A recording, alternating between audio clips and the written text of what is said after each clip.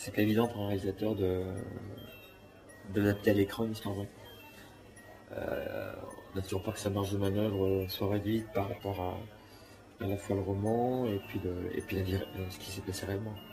Et moi j'ai tenu si tu veux, très vite à rassurer Steve et lui laisser une totale liberté, parce que ce qui était important, c'était non pas de raconter mon histoire, mais de raconter une histoire, de faire un film. Et que ça soit le plus crédible possible.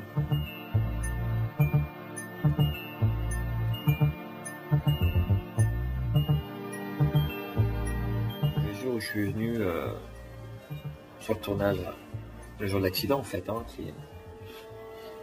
ce qui m'a le plus, je dirais, entre guillemets, pétrifié, c'était le bruit de la voiture le bruit des pneus sur l'asphalte. Ça, c'était très impressionnant.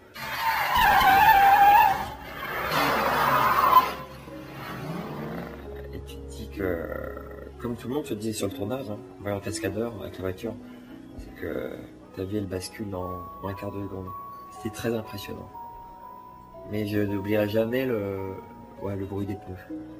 C'est peut-être ça qui m'a fait revenir 5 ans, 6 ans en arrière. C'était une petite route qui faisait la moitié de ça, en pleine campagne, tu vois, comme on en voit ici.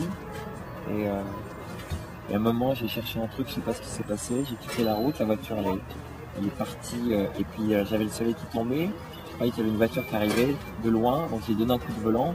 C'est une voiture que j'avais faite depuis longtemps, et la direction assistée, elle était naze, donc la voiture s'est mise en travers. Et là, le cul de la bagnole a mordu dans un fossé, et là elle est partie. Là, tu vois.